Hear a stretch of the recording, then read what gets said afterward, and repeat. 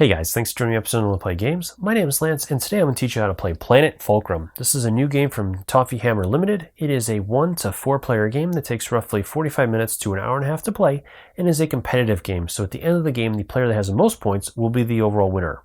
So in the game itself, Planet Fulcrum has teleported you to its planet surface by unknown means, and you wake up confused and unsure of where you're at. The planet itself is seeking a champion to wield unimaginable powers.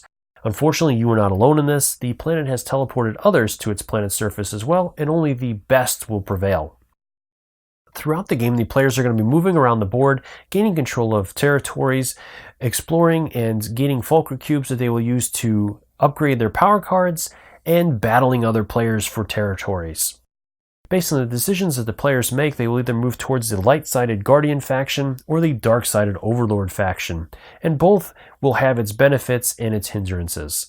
Once all of the territories have been claimed, the game is over and the players will move into a final scoring, and the player that has the most points will be the overall winner. So my thoughts on this one, I would recommend this to anybody that's looking for an area control or competitive game, as well as those players that are looking for a solo experience, as the back of each character card provides a AI that is controlled by the board if a player wants to play solo, or if you just want to include additional opponents that are controlled by the board as well, you have that option. The other thing I'm really curious on, and I'd love to hear from you guys in the comments below on this is one of the first games that I've worked with from GameCrafter that is a finished game versus prototypes. I've worked with them with a lot of prototype materials and a lot of prototype games, but I've never really had an opportunity to work with them on a game that is fully produced and done that you can order through them. So let me know in the comments below if it makes a difference to you, if you wouldn't mind ordering a game from GameCrafter versus getting a game through Kickstarter or at your local game store or whatnot. Or if you have, let me know in the comments below as well what your thoughts on that are as well. I'd love to start a conversation with you guys and hear what you guys think about that. So as always, if you enjoy these videos, if you like what I do, please consider that like button, subscribing to my channel, as it really makes a big difference, helps me to continue to grow and produce these videos for you guys. If you want to stay up to date on all my videos, also considering that bell so you get notifications anytime I release new content. So let's head to the table and I'll teach you guys how to play. The first set of cards I'm going to look at are the Meteor deck. In the Meteor deck, it is going to be comprised of two different types of cards. You're going to have the Shard cards, and there'll be two of each of the types of power. And then you're also going to have attack cards, which are going to be broken down into attack and defense cards. And those are going to be further broken down into the blue and red sides. And based on your morality track, you'll be able to use some of these cards. So the Overlords can use the red, and Nomads can use the red cards, and the Guardians and Nomads can use the blue cards, and that's going to be based on your morality. From there, then, each of the sets is going to be comprised of 2 attack and 2 defense cards. The factions that can use these cards are listed on the side here. On the other side is the amount of power that card is going to add to your side based on if you're attacking or defending. Underneath that is going to be the type of card it is, so defense and offense, and then finally a description of what that card does as well. And again, same with the red cards, they're going to be used for the factions listed, the power they're going to add, and then again, there'll be 2 defense and 2 attack cards, and in the bottom description of what they do. Each player is also going to get a custom deck of 25 cards, which is going to be broken down into the 5 mini decks, one for each of the powers, which are energy, intelligence, resilience, speed, and strength.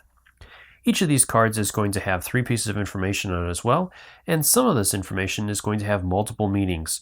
So first off, on the one side we have the territory indicator, and this is going to have 2 meanings. First, it is the amount of territory you can control within that region, and then second, it is the amount of territories you must control in order to level up that card. For example, most of the players will have power level 3 cards, which means that they can control up to 1 territory in that region, and they must control 1 territory in that region to level up to the next level. Moving over to the other side, we have the power level status, and this is going to have a number of meanings as well. First off, this is going to indicate the fulcra cost to level up, as well as meeting the territory indicator. So we'd have to spend 3 fulcra and have 1 territory to level up to our next card.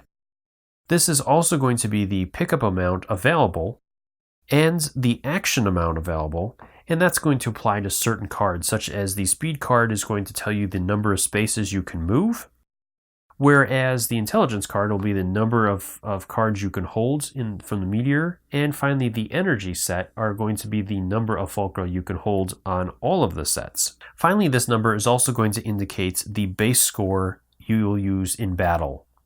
On top of having, depending upon which side you go with, the attack side will use strength and the defense side will use resilience for the other score. And I'll show you this more later on in the video. Finally, each card is going to have instructions at the bottom, which are the abilities, and it's going to list the type of ability and the ability amount available to use. Each player is also going to receive a morality tracker display board, which is going to track their morality throughout the game and their alliance.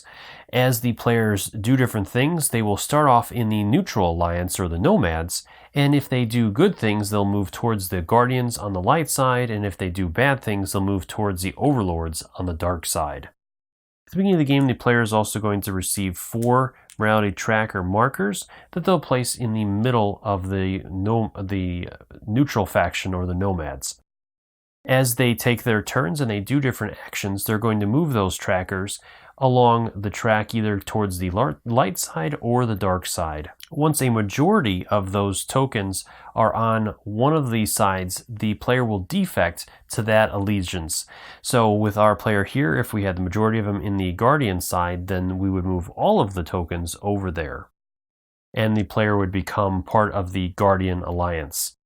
Now, if a player moves onto the dark side and the Overlord, then they are part of the Overlord faction, and then the player that has the highest power card total will also become the Dark Paragon, which is going to have additional benefits. And the alliance can change multiple times throughout the game based on what the player decides to do. And the final thing I want to go over before moving into setup is the board itself. So the board is going to be broken down into the 5 different regions, which represent each of the 5 powers, which again are energy, resilience, strength, speed, and intelligence. Each of the 5 regions is going to be broken down into a number of different spaces, and each one of them will have the same kind of spaces.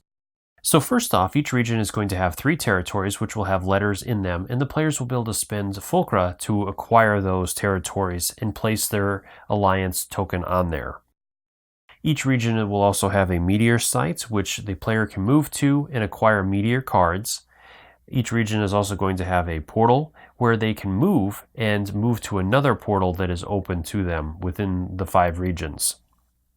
Each of the regions will also have an outer fulcra where a player can go and collect fulcra of the different regions, not the region that they're in. And then each region will have a central area where they can go to acquire fulcra of that region or upgrade their power card if they meet the requirements of it. For setup, the first thing you're going to do is lay out the main game board, and then from there you can go ahead and grab the set of tokens that will have the letters on them, and you'll place those out in each one of the areas that has the matching letters. Next, place out all the tokens you'll be using for the factions and all of the Fulcra cubes. And for this video, I'm going to be using the Crystal Fortress pods, and you'll find a link in the description below if you want to check those out further. Next, go ahead and shuffle up the meteor deck and place that out. And then finally, you're going to set up all the players you're going to be using for this game. Alternatively, if you're playing a solo game, you can also set that up, and I'm not going to be covering that in this video, but the rules to that are in the back of the rulebook. For player setup, each player is going to receive the morality track display and 4 of the markers they're going to place on the middle sections of that track. Each player is also going to choose a character that they want to play as, and they'll also receive their 25 card deck that they're going to break into the 5 different stats. From there, then each of the sets that they have, they're going to take out the 3 card, the remaining cards will be flipped over face down, and that card will be placed on top of it. And the player is going to do this with all 5 of the powers. Next, you want to determine the starting player and their starting positions. So you'll grab a number 1 cube from each of the colors except for the pink. You'll go ahead and mix those up and have each player draw. If it's with a fewer than a 4-player game, return one of those cubes randomly except for the blue one, as the blue one will be the one that'll indicate which is the starting player. And then each player will draw one. So our player over here will be the starting player, and that player will receive 2 more cubes of that color. Then each other player will also receive cubes of the color that they drew. So finally, each player is going to receive 3 meteor cards, and each player can place their figure in their starting location. So with the rat player, he's going to be in the green area in the begin section. From there, we're ready to move into the game. Planet Fulcrum is played over an undefined number of rounds. During each round, each player, starting with the first player moving clockwise around the board, will get to take an action. This is going to continue until all of the territories have been claimed. Once that happens, then the players will enter into a scoring phase where each player will score up all of their points, and the player that has the most points will be the overall winner of the game. The first phase in a player's turn is the movement phase. And during the movement phase, the first thing you're going to do is reference your speed power card to determine the amount of moves you have. As you can see here on the card, each of our players will start with a power card of 3 in the speed spot, which means they have up to 3 spaces that they can move during their turn. Now there's a couple of additional rules. First, each player must move at least 1 space during their turn, and each player has to move in a single direction, which means you cannot double back. So with our player here, if she was on the meteor space, she could not move here and then move back to that meteor space to do the same action 2 turns in a row. And then finally, if a player moves onto a location with another player, they must stop. Now, a player does not have to use all of their movement points. They can choose to use 1 or more up to the maximum amount of their movement points. Once a player has finished their move, then they're ready to move on to the next phase. So let's look at an example of this. Our player here has a movement of 3, so she can move 1, 2, 3 and stop there, or 1, 2 and stop here, or she could move up in this direction as well. It's up to her, and based on where she stops is the action that she'll be able to perform during her next phase. The second phase in a player's turn is the action phase, and during the action phase, a player can perform 1 action, and this is going to be based on the location in which that player stopped on. So the first thing we're going to look at are territories, and most of these actions are going to have a light side and a dark side, which is going to have an effect on the third phase in the round. So each region is going to have 3 territories on it, and each of these territories will have a token. Initially, it's going to be a vacant token, which is simply going to have the letter of the territory location.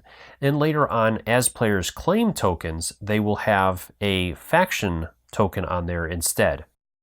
So the first thing we're going to look at is the light side of this, which is claiming a vacant token, which is a token that simply has the letter of that location on it. In order to do this, the first thing you're going to do is look at the power card of that region. So as you can see with our player here, they have the number 3 power card. And so we're going to check on the left side of that card. And as you can see, the banner shows 1 location, which means that you can control up to 1 location in that region. And since we have not purchased a location yet, then we can do so now. In order to do this, you're going to discard a number of Fulcra cubes up to that amount that's listed on the right side of the card. So we must discard 3 Fulcra cubes back to the main resource in order to purchase this location. Once we have, we're going to take this token and place it on top of the power card of that location, and then we're going to place our faction token on that location to signify that that location has been claimed.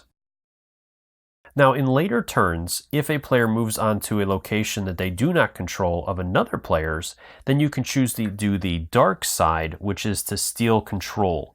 In order to do this, you're going to return Fulcra equal to the owner's current power card level back to the Planet Fulcrum. Then you're going to take the territory chit from that former owner and place it on your own power card.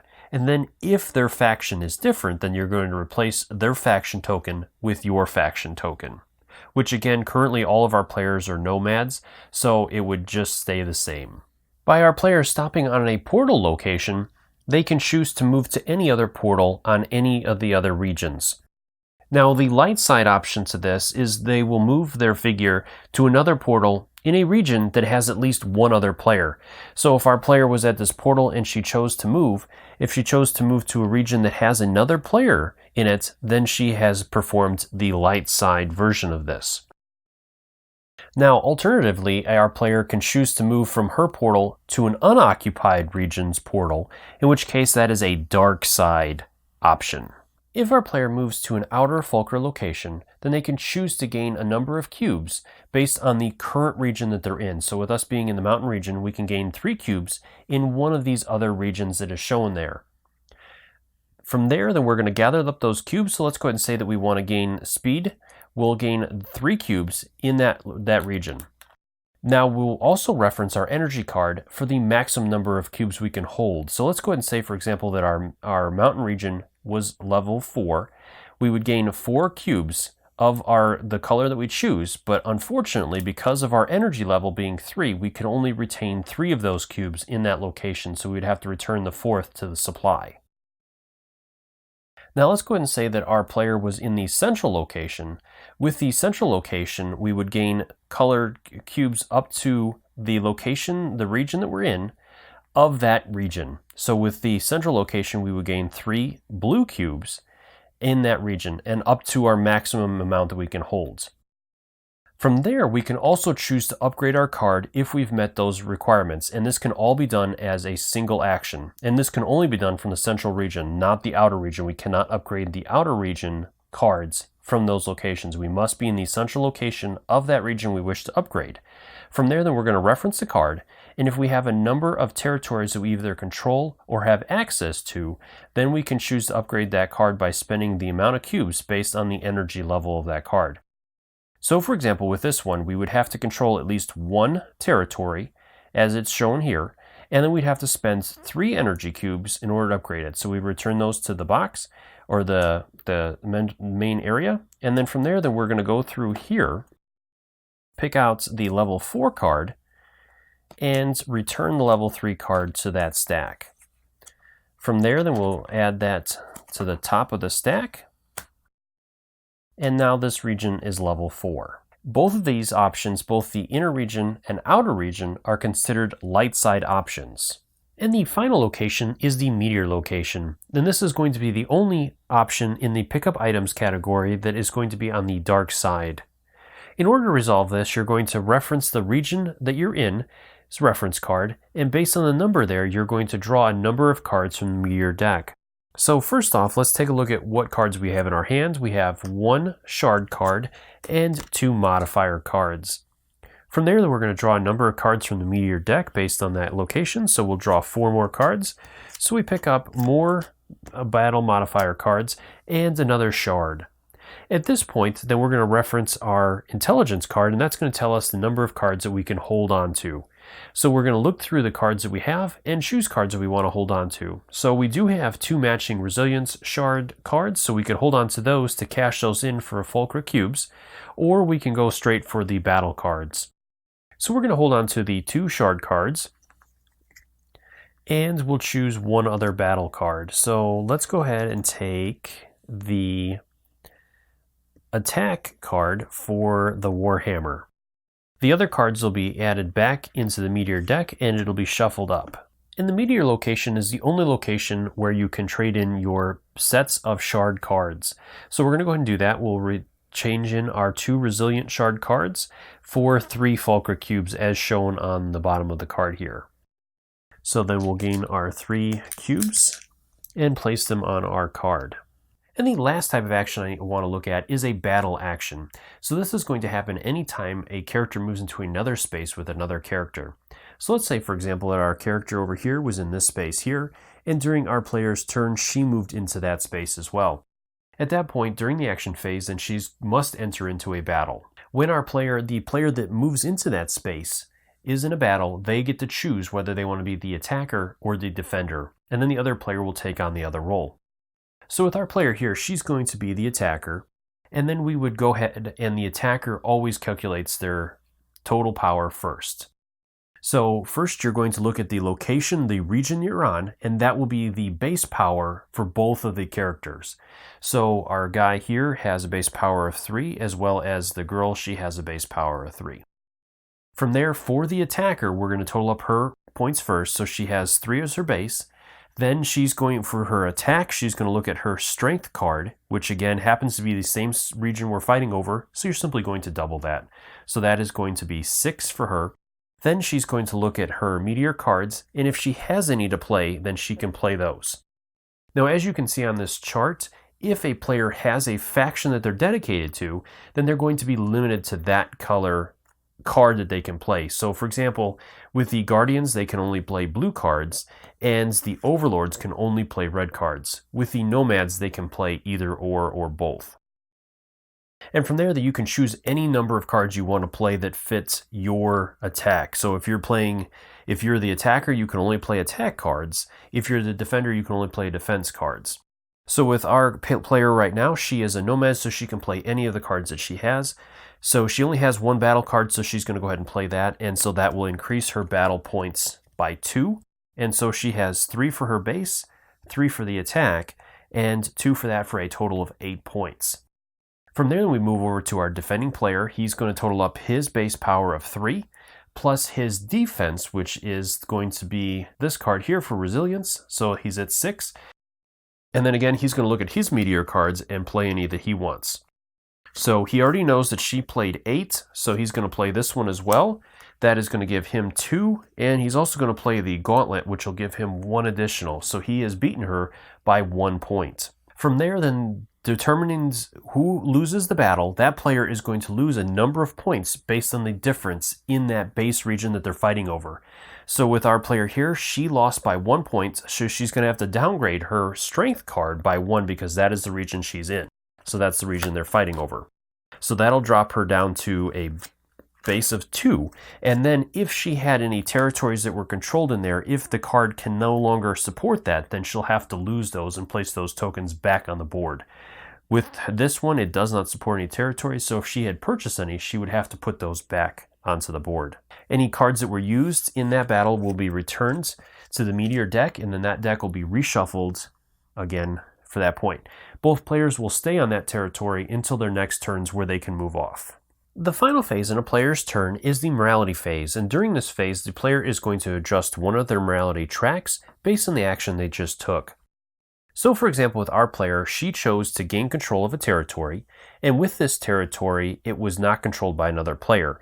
So first off, we're going to check the different categories. So we have territories, pickup items, other players or battles, and portals. So we chose the territories, and then there's 2 different options. We could go towards the dark or light based on the action we took. So with our player, she gained control of a vacant territory, so she's going to move towards the light. If she would have stolen territory from other players, she would have moved towards the overlord side. Then we're going to move our gauge over a number of spaces based on the card that we used for that. So with our player, she gained control of a territory in the resilience area, so it's going to move us up 3 spaces along that track. Now, the one exception to this is if our player chose to steal a territory, in which case then we would use the cost of the fulcrum we spent as the number of spaces we move on that gauge. From there, then, the final step is for us to check our card and make sure that we still have a majority in the faction that we currently have. If that majority has shifted to a faction that we are not currently, then we must defect to that faction and we will have to adjust our gauges. So first off, let's go ahead and move this back, and let's go ahead and say, for example, that our player in previous turns had done a portal move to a uninhabited region, and she did a attack during a battle. So let's go ahead and say that she did that. Then again, during our turn here, she chose to do that, gain that territory, which moved her up there. Then at the end of her turn, again, she's going to check that to see where she has, and now her main number of tokens is in the Overlord's faction. So she has more tokens in there than any other place, so she has a majority in the Overlord's section. So at this point, then she is going to replace all of her territory tokens that she has on the board with the Overlord faction. She's going to move all of her gauges over to the Overlord's side, and now she is going to be part of the Overlord's faction. She's also going to, if there are other players in there, in the Overlords that already are part of the Overlord faction, she's going to compare her power card numbers, so she'll total up all of her power cards, and if she has the highest amount, she'll also become the Dark Paragon. Now, if no other player has the Overlord section, then she automatically becomes the Dark Paragon. And I'll go over in the next section how this is going to affect our players. Moving over to factions, there are 3 main factions in the game: the Guardians, the Nomads, and the Overlords. At the beginning of the game, all the players are going to start in the Nomads faction, which is the neutral faction. As the game goes on, based on the choices that the players make, then they will move from the neutral faction into either the Guardians, which is the light side, or the Overlords, which is the dark side. So first off, let's go over the 3 factions. Let's go ahead and start with the Guardians. So as you guys can see here, once a player moves into the Guardians, they can level up using the control of the territories of all Guardians. So let's go ahead and say, for example, that our players over here, both of our players were guardians. So we'll move their tokens over to their guardian side for both of those. And we'll go ahead and say that our player down here has control of this one here. And our other player over here has control of this one here. So when that happens, when our player, say, moves over into here to upgrade, and they were already at level 4, where they would need 2 territories, they can count the territory that they have plus any of their fellow guardians' territories. So they could actually count both as potentially their own and be able to upgrade this card to the final card in that set. Now, the one restriction to that is that in battle, the Guardian players can only use the blue battle cards, which are the Guardian cards. Moving over to the middle faction, as you can see, the neutral faction, the Nomads, there are no restrictions to anything. Each player is going to work independently with no benefits to gaining access to other territories, and in battle they can use any of the cards, both the light and dark side cards. And the final faction is the Overlord faction, or the Dark Side faction. As you can see here on their charts, the Overlord players do not have access to using territories of the other Overlord players to level up, and they are restricted in battle to only using the red modifier cards. Now, the top player, or the Overlord with the highest power card total, will become the Dark Paragon. Now, this is going to be calculated at the end of the Dark Paragon's turn, where all the Overlord players will total up all of their power cards, and the player that has the highest total among the Overlord players will become the Dark Paragon or retain the Dark Paragon. And with the Dark Paragon, there's a couple of benefits. First off, he is able to use the other Overlord's territories, or has access to them, when leveling up. And the most important thing is that the Dark Paragon's territories can never be stolen. And he's going to indicate this by flipping over his Overlord tokens to the Dark Paragon side. So our player completed her first turn by purchasing a territory, so we're ready to move on to the next player in clockwise order. So we'll move over to our player over here. So he's going to go ahead and start off his turn by doing a move as well, and then he's going to purchase that territory by spending 3, which is listed on his card there. And again, he will replace that with his token, which again is going to be the neutral or nomad token currently. And then we'll move his marker up 3 spaces as well. Moving over to the last player in the sequence, our player over here is going to move 1 space, and he's going to do the meteor action. So first off, he's going to acquire a number of cards based on the territories or the region he's in. So we're going to draw 3 cards. And we ended up picking up a pair of strength shards and some more modifiers. So we're going to go ahead and hold on to 3 cards, again, based on his intelligence. So we're going to go ahead and do the 2 shards, and he's going to do the defense. The other cards can be returned to the stack, and it can be shuffled up. And then he'll go ahead and spend the 2 strength shards to gain the 3 fulcra cubes for the strength. These will be discarded back to the meteor deck, and that'll be shuffled back up. From there, then, we're ready to move back into our first player's turn. So she's going to go ahead and move again, and she'll move into here this time to acquire 3 crystals of that region. And then she's going to go ahead and upgrade her card as she meets the requirements. It's going to cost her 3, and she has control of 1 territory, so we'll return these, and we'll move her card up to level 4. Once all of the territories are claimed, then the game is over and the players are ready to move into a scoring round. So for this example, I just went ahead and set up this character's board to show you guys what the steps are involved, but each player is going to do this independently.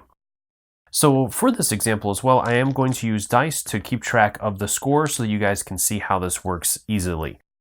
So first off, if a player controls all 3 territories in a region, they're going to receive 4 points. So our player here does have all 3 territories, so she has 4 points from that. Then the player is going to score 2 points for each territory that she controls. So we have 2 there for 6. She has 3 more for another 6 there. And she has 1 there for 2 more. So at this point, she's up to 14.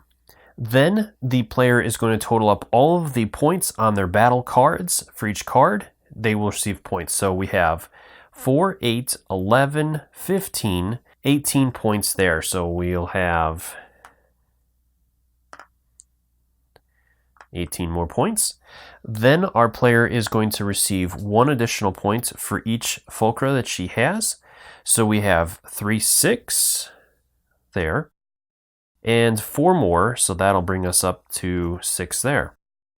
Finally, we're going to receive 1 point for each meteor card that we have, so we have 3 more points there. So at this point, we have 6, 12, 18, 24, 30, 36, 42, and 3 more for 45 points. The other players will total up their scores, and the player that has the highest total will be the winner. If there's a tie, it will go to the player that controls the most regions. If there's still a tie, then the player that controls the most territories. If there's still a tie after that, the player that has the most level 5 power cards, then the player that has the most fulcra, and finally the player that has the most meteor cards. Well, I hope you guys found this video helpful. If you have any questions or comments, leave those in the comment section below and I'll do my best to answer them. As always, thank you so much for taking the time to watch my videos and leave me feedback on them. I do really appreciate it, and I take into account everything you guys say to try to make the best possible videos. And if you enjoy this video, if you like what I do, please consider that like button, subscribing to my channel.